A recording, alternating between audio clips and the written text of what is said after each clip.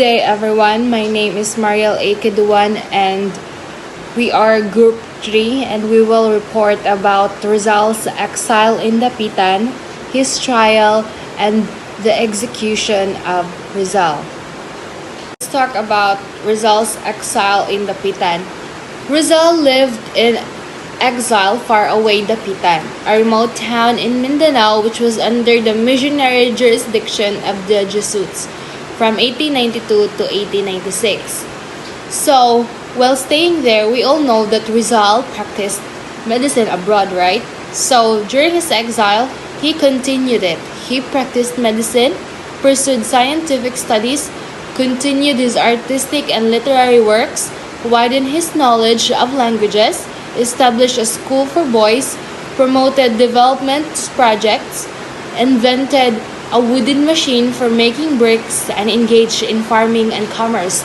So during his time in exile, he didn't just sit and write, but he did a lot of things. Now we will tackle the timeline of Rizal's exile starting from the beginning. The steamer Cebu, which brought Rizal to Dapitan, carried a letter from Father Pablo Pastels, superior of the Jesuit Society in the Philippines, to Father Antonio Aubac, Jesuit parish priest of Dapitan. During his exile, Rizal lived in the care of Captain Carnicero. It was said that during the captain's birthday on August 26, 1892, Rizal wrote a poem for him. Now, let us talk about what has occurred in Butuan. The mail boat brought the happy tidings that the lottery ticket number 9736, jointly owned by Captain Carnicero, Dr. Jose Rizal, and Francisco Equilior, a Spanish resident in Dipolog, a neighboring town of Dapitan, won the second prize of 20,000 pesos in the government-owned Manila Lottery. Rizal's winning in the Manila Lottery reveals an aspect of his lighter side. Though he was never a drinker or a smoker, he was a lottery addict. This was his only vice. During his exile in Dapitan, Rizal had a long and scholarly debate with Father Pastels on religion. In all of Father Pastels' letters, he revealed that Rizal has his anti-Catholic ideas, which he had acquired in Europe, and embitterment at his persecution by bad friars.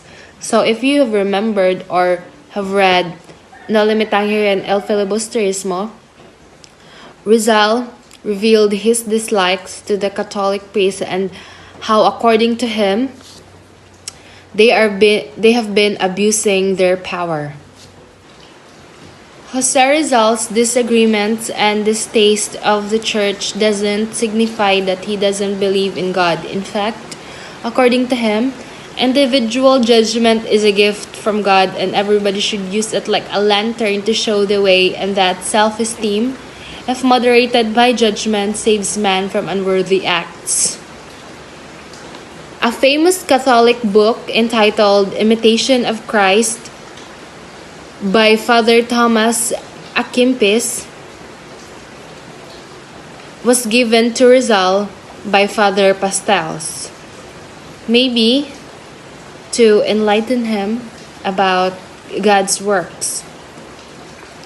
Mr. Juan Lardet, a businessman, a French acquaintance in Dapitan, which Rizal challenged in a duel, and then this man purchased many logs from the lands of Rizal. Antonio Miranda, a Dapitan merchant and friend of Rizal. Father Jose Villaclara, Cora of Dipolog. Pablo Mercado, friar spy and posting as a relative, secretly visited Rizal at his house on the 9th of November 3, 1891. He introduced himself as a friend and relative, showing a photo of Rizal and a pair of buttons with the initials PM, Pablo Mercado, as evidence of his kinship with the Rizal family. Captain Juan Sitges, who succeeded Dapitan Captain Carnicero on May 4, 1893 as Commandant of Dapitan, Rizal denounced to him the impostor. These are the people Rizal has been acquainted to. The real name of the man who called himself Pablo Mercado in front of Rizal was Florencio Namanan, a native of Cagayan de Mae Escamis, single and about 30 years old. He was hired by the Recollect friars to a secret mission in Dapitan to introduce himself to Rizal as a friend and relative, to spy on Rizal's activities and to filch certain letters and writings of Rizal which might incriminate him in the revolutionary movement. As a physician in Dapitan, Rizal practiced medicine. He had many patients, but most of them were poor, so that he even gave them free medicine. As a physician, Rizal became interested in local medicine and in the use of medicinal plants. He studied the medicinal plants of the Philippines and their curative values. So, during his exile, Rizal made use of his time in helping the people, especially the poor and the less privileged. On August 1893, Rizal's mother and sister Maria arrived in Dapitan and lived with him for 1 year and a half. For a reason as well that Rizal needs to operate his mother's right eye. During his education years, Rizal obtained Perito Agrimensor, a title of expert surveyor from the Ateneo. In Dapitan, Rizal applied his knowledge of engineering by constructing a system of waterworks in order to furnish clean water to the town people, in which earned a praise from an American engineer named Mr. H.F. Cameron. Because he was exiled in Dapitan, instead of not doing anything, Rizal established community projects for the town. When Rizal arrived in Dapitan, he decided to improve it to the best of his God-given talents and to awaken the civic consciousness of its people. He constructed the town's first water system, draining the marshes in order to get rid of malaria that infested Dapitan, equipped the town with its lighting system. This lighting system consisted of coconut oil lamps placed in the dark streets of Dapitan. Beautification of Dapitan remodeled the town plaza in order to enhance its beauty. So as we can see, Rizal made use of his exile. He helped a lot of people, and in fact, he gave the town the chance to prosper and advance due to his intelligence and knowledge. Given his many talents, Rizal's exile in Dapitan gives him the opportunity to put up into practice his educational ideas. In 1893, he established a school which existed until the end of his exile in July 1896. Rizal taught his boys reading, writing, learning different languages such as Spanish and English, geography, history, mathematics, that the topic is about arithmetic and geometry, industrial work, nature study, morals, and gymnastics. He trained them how to collect specimens of plants and animals, and to love work and to behave like men. Rizal wrote a poem entitled Hymn to Talisay or Hymno at Talisay in honor of Talisay for his pupils to sing. His contributions to science. During his 4 year exile in Dapitan, Rizal built up a rich collection of conchology which consisted of 346 shells representing 203 species. Rizal also conducted anthropological Ethnographical, archaeological, geological, and geographical studies, as revealed by his voluminous correspondence with his scientist friends in Europe. It is no secret indeed that Rizal has a lot of learnings that he was able to share to the people in Dapitan during his exile, in which gives the people there the opportunity to learn and discover new things. Let's proceed to Rizal's linguistic studies. In Dapitan, he learned the Visayan, Subanom, and Malay languages. He wrote Tagalog grammar, made a comparative study of the Visayan and Malayan language, and studied Visayan or Cebuano and Subanom languages. By the time Rizal could rank with the world's greatest linguist, he knew 22 languages, which is Tagalog, Ilocano, Visayan, Subanon, Hebrew, Sanskrit, Dutch, Catalan, Italian, Chinese, Japanese, Portuguese, Swedish, and Russian. So as we have observed, he is not just intelligent but also well versed in different languages. Now let's proceed to Rizal's artistic works in Dapitan. Rizal continued his artistic pursuits in Dapitan. He made sketches of persons and things that attracted him in Dapitan. One of it was The Mother's Revenge, a statue made by Rizal representing the mother dog killing the crocodile by way of avenging her lost puppy. Other sculptural works of Rizal in Dapitan were a bust of Father Guerrico, one of his Ateneo professors, a statue of a girl called the Dapitan Girl, a wood carving of his wife, Josephine Bracken, and a bust of Saint Paul, which he gave to Father Pastel. Also, let's talk about Rizal as a farmer. In Dapitan, Rizal devoted much of his time to agriculture. Rizal introduced modern methods of agriculture which he had observed in Europe and America. He encouraged the Dapitan farmers to discard their primitive system of tillage and adopt the modern agricultural methods. Also, Rizal as a businessman. Rizal engaged in business in partnership with Ramon Carrion, a Dapitan merchant. He made profitable business ventures in fishing, copra, and hemp industry.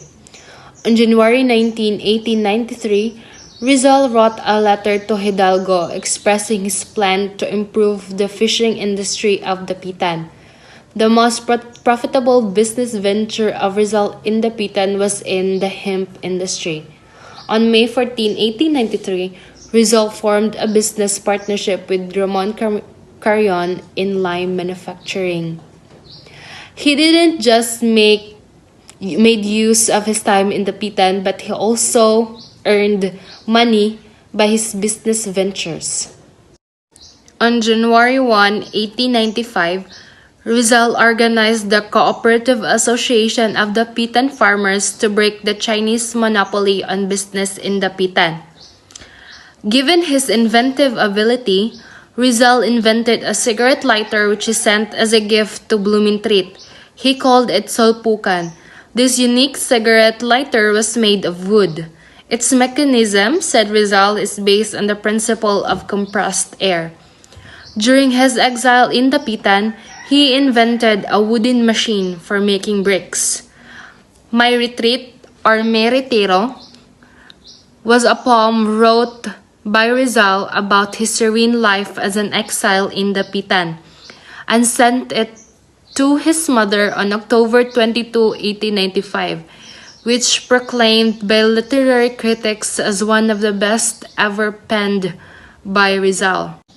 Therefore, based on what we have learned in the beginning of Rizal's exile in Dapitan, we can conclude that even in exile, he still shows his nationalism and patriotism for the Filipino people, because in his stay in Dapitan, he helped the townspeople through his God given gifts, knowledge, and abilities in order to educate the people in the town and help them progress. The next topic is about Rizal and the Katipunan. Andres Bonifacio, which is known to be the Great Plebeian, sowing the seeds of an armed uprising, the secret revolutionary society called Katipunan, which he founded on July 7, 1892. On May 2, 1896, happened a secret meeting of Katipunan at a little river called Bitukang Manok, near the town of Katipunan to launch a revolution for freedom's sake. On June 15, 1896, Valenzuela left Manila on board the steamer Venus.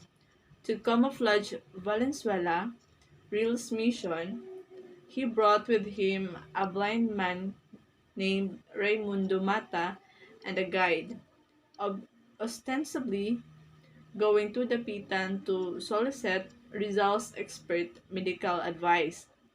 On June 21, 1896, dur- during evening, Dr. Pio Valenzuela arrived in Dapitan. Rizal objected to Bonifacio's audacious project to plunge the country in bloody revolution because he was sincere of the belief that it was premature for two reasons. The first reason was the people are not ready for a revolution. Then the second one is arms and funds must first be collected before raising the cry of revolution. Rizal had offered his services as military doctor in Cuba, which was then in the throes of a revolution and the raging yellow fever epidemic. There was a shortage of physicians to minister to the needs of the Spanish troops and the Cuban people. On December 17, 1895, Rizal wrote to Governor General Ramon Blanco, Despojol's successor, offering his services as military doctor in Cuba. On July 30, 1896, Rizal received the letter from Governor General Blanco, dated July 1, 1896, notifying him of acceptance of his offer. The Song of the Traveler, or El Canto del Viajero, Rizal wrote this heartwarming poem because of his joy in receiving the gladsome news from Malacanang.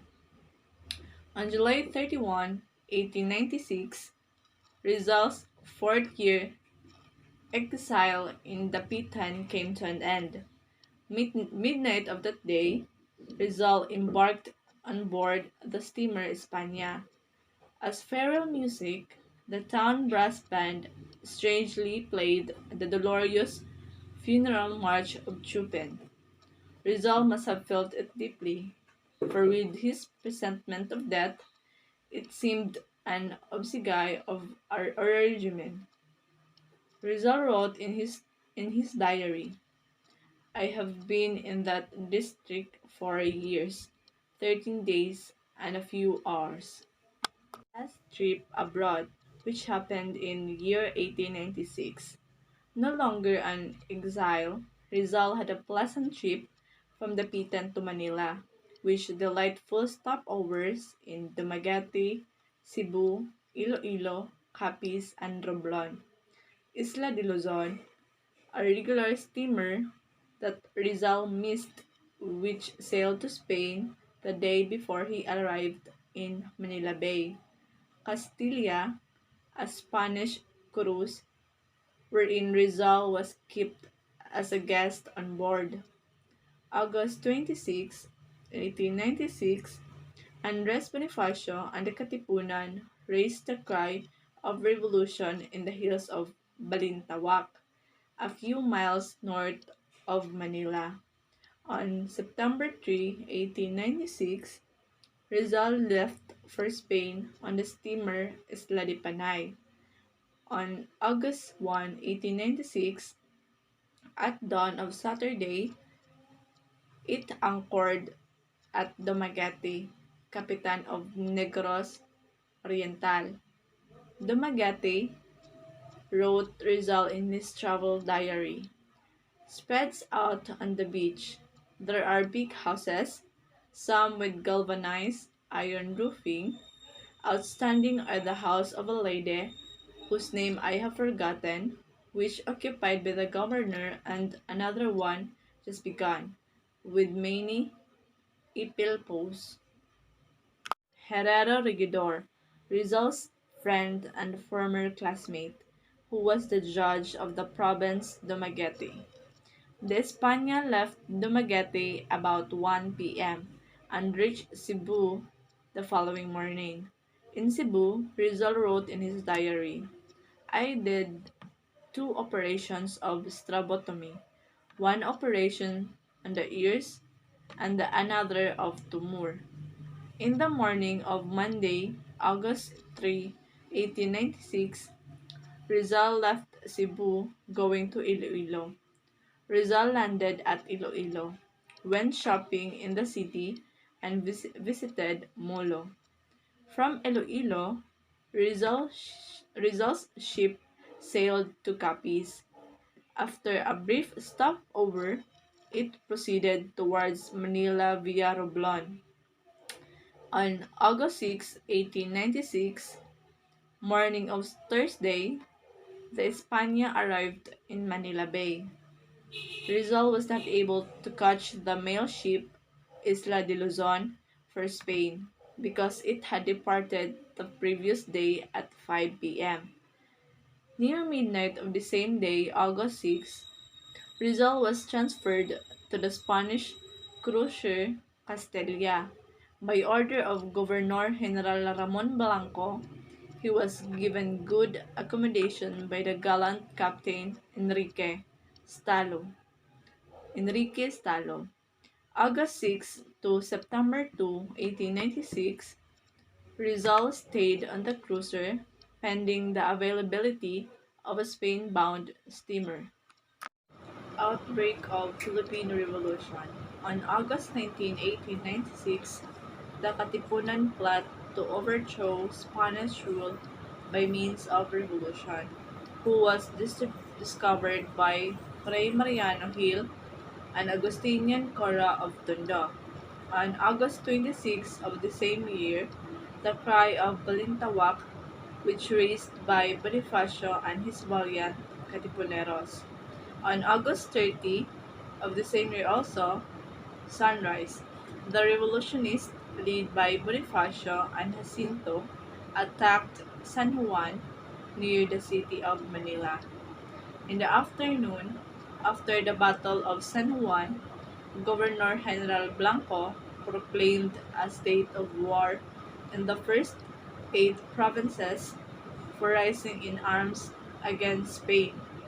The 8 provinces is the Manila as a province, Bulacan, Cavite, Batangas, Laguna, Pampanga, Nueva Ecija, and Tarlac. Rizal learned of the eruption of the revolution and raging battles around Manila through the newspapers he read on the Castilla. He was worried for two reasons. The first one is the violent revolution which he sincerely believed to be premature and would only cause true suffering and terrible loss of human lives and property had started. The second is it would arouse Spanish vengeance against all Filipino patriots. On August 30, 1896, Rizal received from Governor General Blanco 2 letters of introduction for the Minister of War and Minister of Colonies, which a covering letter which absolved him from all the blame for the raging revolution. On September 2, 1896, the day before Rizal's departure for Spain, Rizal on board the Castilla wrote to his mother. At 6 p.m., Rizal was transferred to the steamer Isla de Panay, which was sailing for Barcelona, Spain.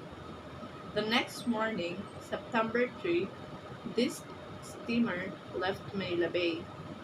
The Isla de Panay arrived at Singapore in the evening of September 7. Don Pedro Rojas, which is a rich Manila Creole industrialist and Rizal's friend, that advised him to stay on Singapore and take advantage of the protection of the British law. Don Manuel Camus headed several Filipino residents in Singapore, boarded the steamer, urging Rizal to stay in Singapore to save his life. The Isla de Panay, with Rizal on board, left Singapore at 1 p.m. of September 8. September 25, 1896, Rizal saw the steamer Isla de Luzon, leaving the Suez Canal crammed with Spanish troops. On September 27, 1896, Rizal heard from the passengers that a telegram arrived from Manila reporting the execution of Francisco Rojas, Ginato, and Osorio.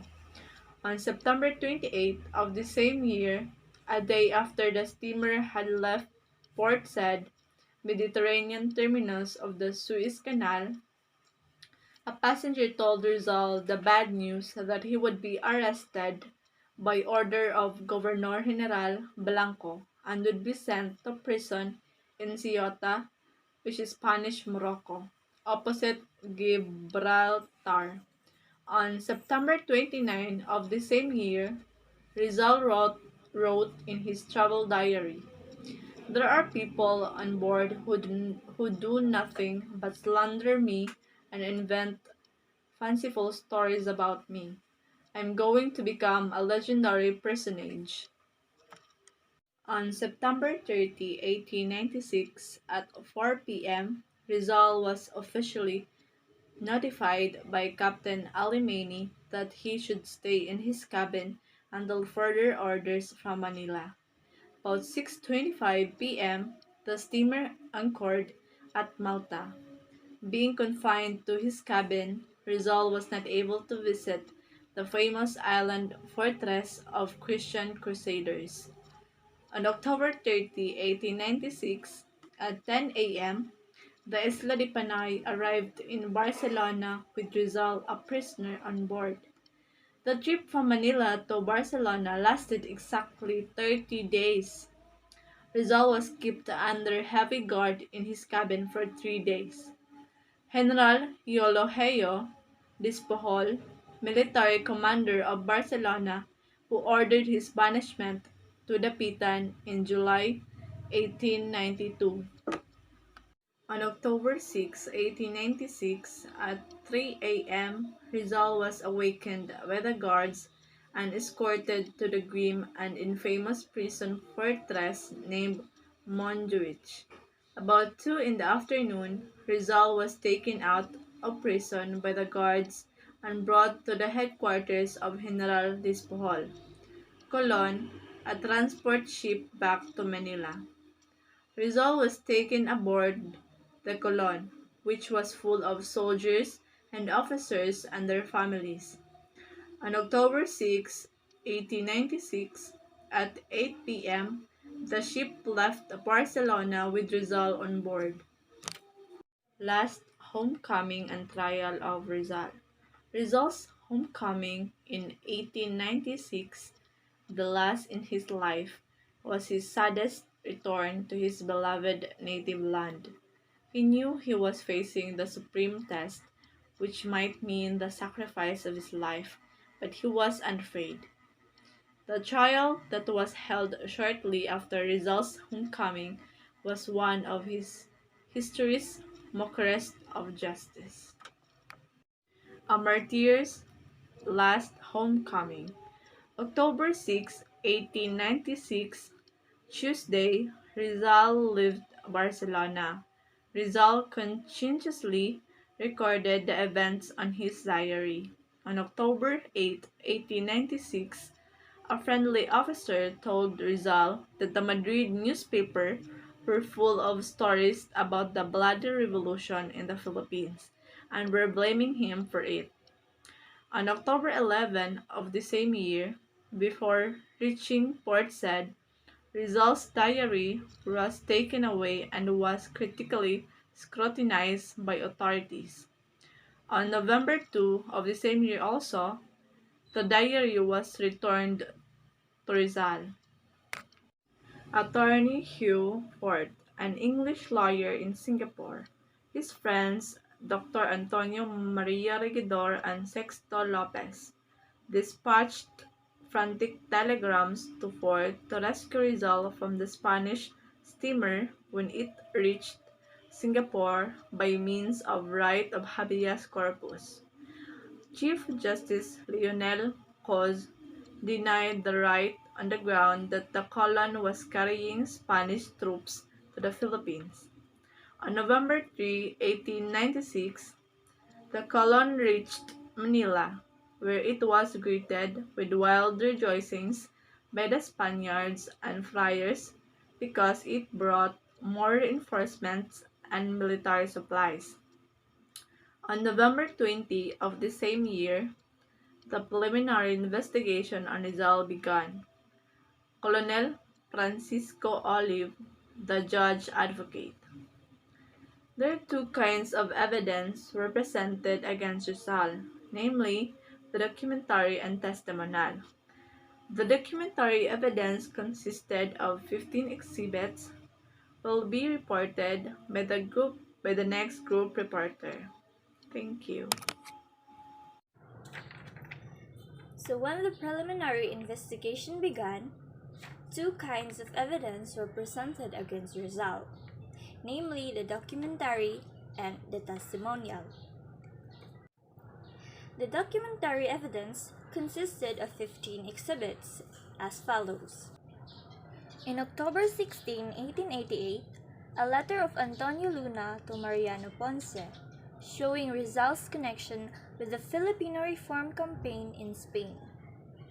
In August 20, 1890, a letter of Rizal to his family, stating that the deportations are good, for they will encourage the people to hate tyranny.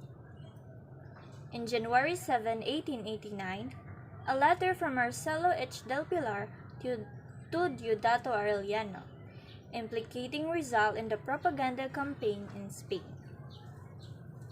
In September 12, 1891, a poem entitled Condiman, allegedly written by Rizal in Manila. In September 18, 1891, a letter of Carlos Oliver to an unidentified person describing Rizal as the man to free the Philippines from Spanish oppression. In February 9, 1892, a Masonic document honoring Rizal for his patriotic services. In May 24, 1892, a letter signed Damasalang, Rizal's pseudonym, to Ten Luz, Juan Zulieta's pseudonym, stating that he was preparing a safe refuge for Filipinos who may be persecuted by the Spanish authorities. In June 1, 1892, a letter of Damasalang to an unidentified committee, soliciting the aid of the committee in the patriotic work.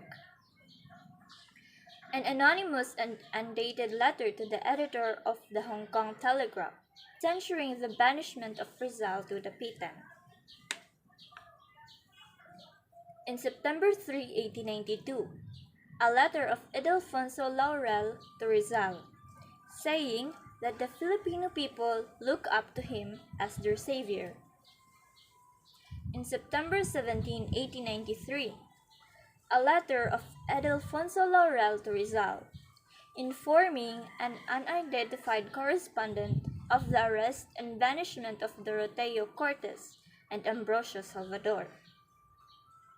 In June 1, 1893, a letter of Marcelo H. del Pilar to Don Juan A. Luz, or Juan Zulieta, recommending the establishment of a special organization, independent of Masonry, to help the cause of the Filipino people. In July 23, 1893, transcript of a speech of Pinky Ann, or Emilio Jacinto, in reunion of the Katipunan, in which the following cry was uttered: "Long live the Philippines! Long live Dr. Rizal!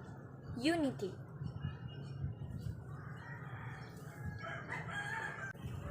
Transcript of a speech of dictate of Jose Toriano Santiago in the same Katipunan reunion, where the Katipuneros shouted, "Long live the eminent Dr. Rizal! Death to the oppressor nation!" A poem by Laong Laan, Rizal, entitled "A Talisay," in which the author makes the Dapitan schoolboys sing that they know how to fight their rights. Now let's go to testimonial evidence. Testimonial evidence consisted of the oral testimonies of Martin Constantino, Aguedo del Rosario, Jose Reyes, Moises Salvador, Jose Dizon, Domingo Franco, Diodato Arellano, Ambrosio Salvador, Pedro Serrano, Dr. Pio Valenzuela, Antonio Salazar, Francisco Quizon, and Timoteo Paez. In November 26, 1896, after the preliminary investigation, Colonel Olive transmitted the records of the case to Governor Dominguez as special judge advocate to institute the corresponding action against Rizal. And after studying the papers, Judge Advocate General Don Nicolas de la Peña submitted the following recommendations. First, the accused be immediately brought to trial. Second, he should be kept in prison. Third, an order of attachment be issued against his property to the amount of 1 million pesos as indemnity. Fourth, he should be defended in court by an army officer, not by a civilian lawyer. The only right given to Rizal by the Spanish authorities was to choose his defense counsel. And in December 8, 1896, in the feast day of Immaculate Conception, a list of 101st and 2nd lieutenants in the Spanish army was presented to Rizal. And the first lieutenant of the artillery, chosen by Rizal to defend him, was Don Luis Tavial de Andrade, brother of Lieutenant Jose Tavial de Andrade, Rizal's bodyguard in Calamba in 1887. In December 11, 1896, the information of charges was formally read to Rizal in his prison cell, with his counsel present. Rizal was accused of being the principal organizer and the living soul of the Filipino insurrection, the founder of societies, periodicals, and books dedicated to fomenting and propagating ideas of rebellion. In December 13, 1896, Dominguez forwarded the papers of the Rizal case to the Malacañang Palace. In December 15, 1896, Rizal wrote the manifesto to his people in his prison cell at Fort Santiago, appealing to them to stop the necessary shedding of blood and to achieve their liberties by means of education and industry. In December 25, 1896, a dark and cheerless Christmas for Rizal, his last on earth. It was the saddest in Rizal's life. In December 26, 1896, at exactly 8 a.m., the court-martial of Rizal started in the military building called Cuartel de España. The one who considered the trial over and ordered the hall cleared was Lieutenant Colonel Togores Arjona. And after a short deliberation, the military court unanimously voted for the sentence of death. In December 28, 1896, Polavieja approved the decision of the court-martial and ordered Rizal to be shot at 7 o'clock in the morning of December 30 at Bagong Bayan Field, now known as La Luneta. Rizal's martyrdom at Bagong Bayan. After the court-martial, Rizal returned to his cell in Fort Santiago to prepare his rendezvous with destiny. And during his last 24 hours on earth, from 6 a.m. of December 29 to 6 a.m. of December 30, 1896, he was busy meeting visitors.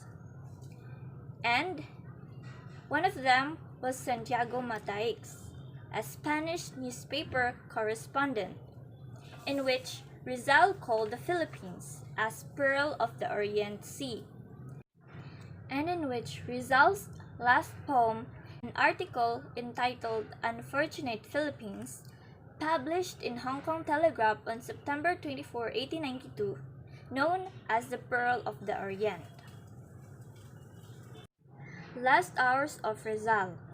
On December 29, 1896, at exactly 6 o'clock in the morning, Captain Rafael Dominguez, who was designated by Governor-General Camilo Puliaveja to take charge of all arrangements for the execution of the condemned prisoner, read the death sentence to Rizal, to be shot at the back by a firing squad at 7 in the morning in Bagong Bayan.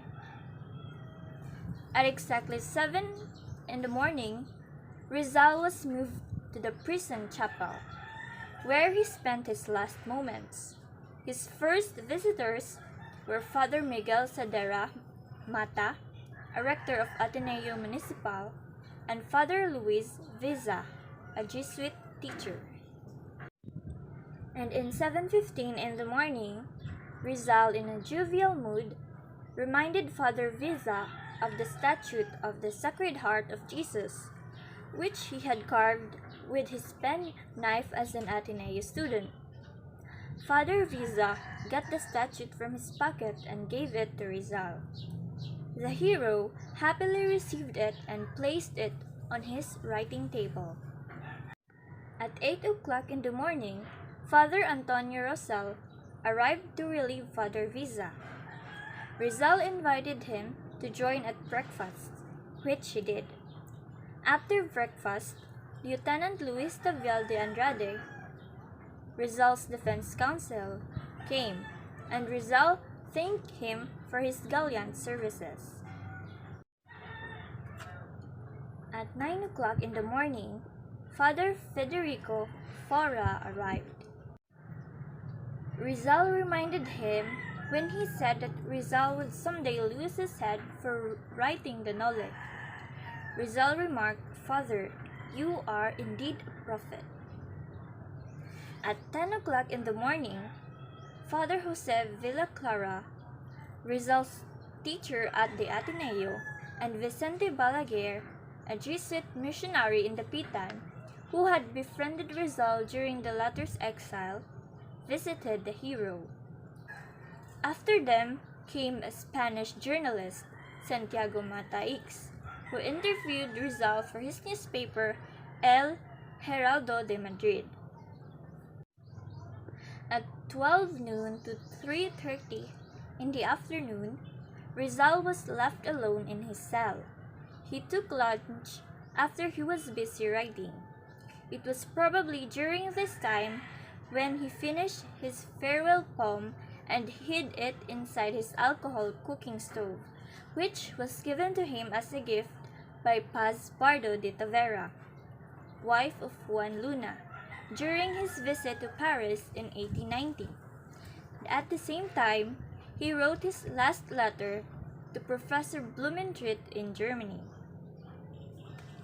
At 3 o'clock p.m., Father Balaguer returned to Fort Santiago and discussed with Rizal about his retraction of the anti-Catholic ideas in his writings and membership in Masonry. At 4 o'clock p.m., Rizal's mother arrived. Rizal knelt down before her and kissed her hands, begging her to forgive him. Trinidad entered the cell to fetch her mother. and as they were leaving, Rizal gave Trinidad the alcohol cooking stove, whispering to her in English, "There is something inside." This something was Rizal's farewell poem. After the departure of Doña Teodora and Trinidad, Fathers Villa Clara and Estanislao March entered the cell, followed by Father Rosal. At 6 p.m., Rizal received a new visitor, Don Silvino Lopez Dunion, the Dean of the Marealle Cathedral. Fathers Balaguer and March left, leaving Villa Clara with Rizal and Don Silvino. At 8 in the evening, Rizal had his last supper. He informed Captain Dominguez, who was with him, that he forgave his enemies, including the military judges who condemned him to death. At 9:30, Rizal was visited by Don Gaspar Cistanio, the fiscal of the Royal Audiencia of Manila. As a gracious host, Rizal offered him the best chair in the cell. After a pleasant conversation, the fiscal left with a good impression of Rizal's intelligence and noble character.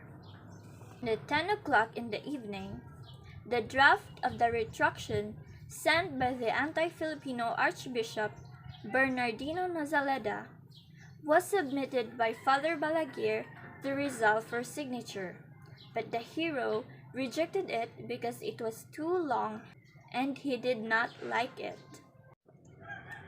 On December 30, 1896, at exactly 3 in the morning, Rizal heard a mass. He confessed his sins and took Holy Communion.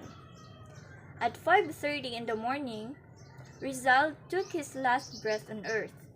After this, he wrote 2 letters, the first addressed to his family and the second to his older brother Pasiano. And that same hour, Josephine Bracken, accompanied by a sister of Rizal, Josefa, arrived, and Josephine, with tears in his eyes, bade him farewell. Rizal embraced her for the last time, and before she left, Rizal gave her a last gift, a religious book, Imitation of Christ by Father Thomas Kempis. At 6 in the morning, as the soldiers were getting ready for the death march to Bagong Bayan, Rizal wrote his last letters to his beloved parents.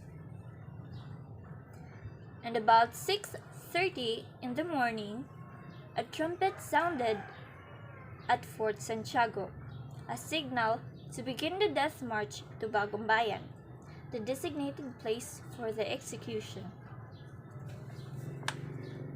That same hour, Rizal was dressed elegantly in black suit, black derby hat, black shoes, white shirt, and black tie. His arms were tied behind from elbow to elbow, but the rope was quite loose to give his arms freedom of movement. That same hour also, Dr. Felipe Ruiz Castillo, a Spanish military physician, asked Rizal permission to feel his pulse and was amazed to find it normal, showing that Rizal was not afraid to die. And at 7:03 in the morning, Rizal died in the bloom of manhood, aged 35 years, 5 months, and 11 days. Immediately after Rizal's execution, the Spanish spectators shouted, I quote, "Viva España! Muerte a los traidores!" which means long live Spain and death to the traitors. And the Spanish military band, joining the jubilants over Rizal's death, played the gay Marcha de Cadiz. Mi Ultimo Adios, or the Last Farewell. It was a farewell poem of Rizal that originally was without title and was unsigned. Father Mariano da Canay, a Filipino priest patriot, gave the title Ultimo Adios, or the Last Farewell, and under such title, the poem was published for the first time in La Independencia, General Antonio Luna's newspaper, on September 25, 1898. And by Rizal's writing, which awakened Filipino nationalism and paved the way for the Philippine Revolution, he proved that pen is mightier than the sword. Why is Rizal a greatest national hero? We all know that the Philippine national hero is Jose Rizal, and he became the Philippine national hero because he fought for freedom in an exceedingly silent but powerful way. He expressed his love for the Philippines through his novels, essays, and articles instead of through the utilization of force or aggression.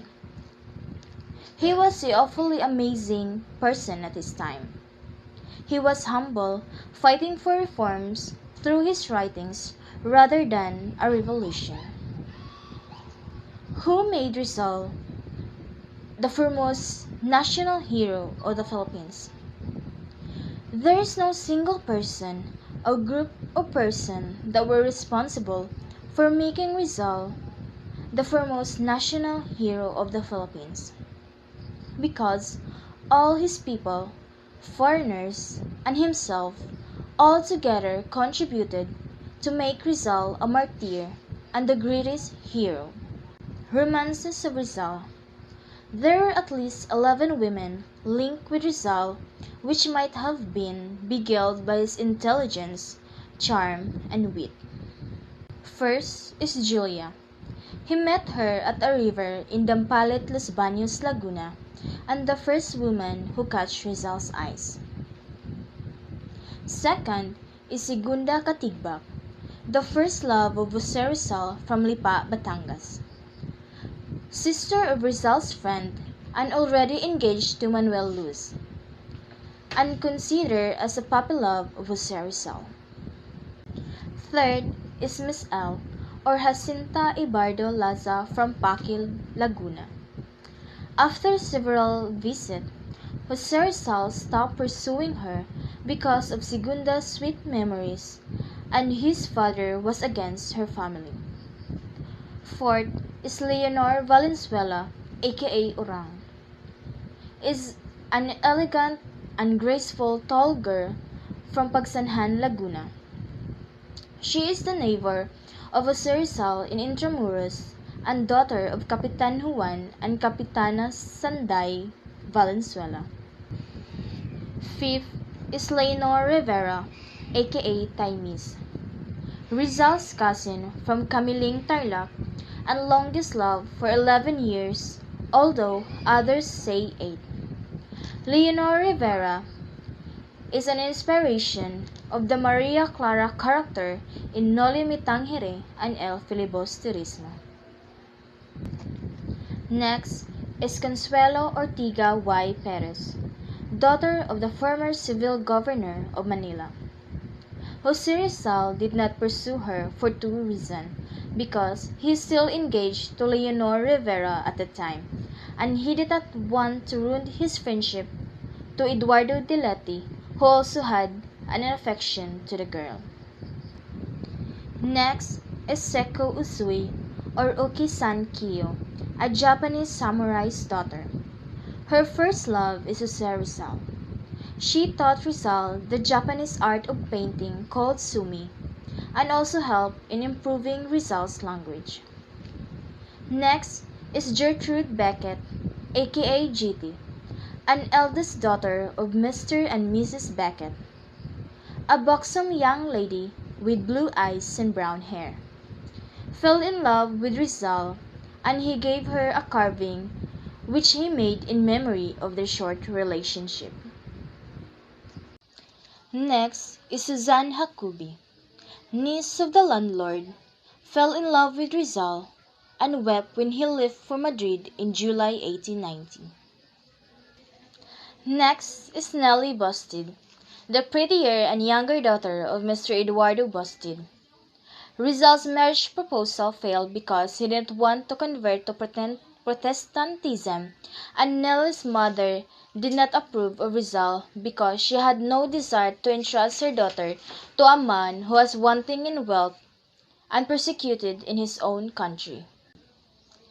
And lastly is Josephine Bracken, the last love of Jose Rizal. She is an adopted daughter of George Thauffer from Hong Kong and married to Jose Rizal. Lived together in early 1896, and they were expecting a baby, but unfortunately, the little boy of 8 months was born who lived for only 3 hours from a premature labor. Rizal named the boy Francisco in honor of his father, and buried the child in Dapitan. Rizal as a magician. Since early manhood, Rizal had been interested in magician. He learned various tricks such as making a coin appear or disappear in his finger. He read many books of magic, and he attended the performance of the famous of the world. He revealed his wide knowledge of magic in chapters 17 and 18 of his novel El Filibusterismo. Rizal as a lover of books.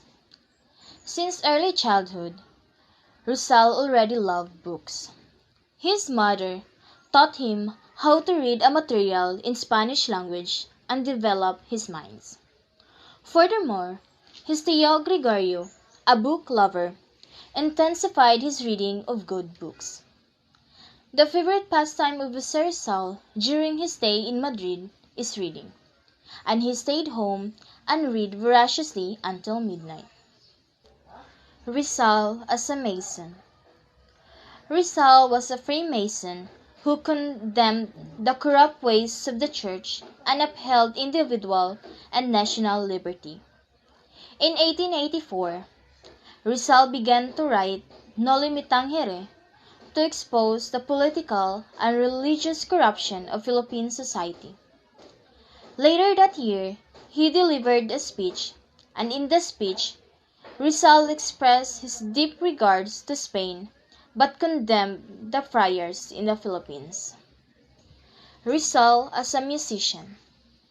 He started in music without a tone, and because of his determination to learn, he studied music. Rizal was not deemed as an excellent flutist or singer, but he went up with his inclination by composing his own songs.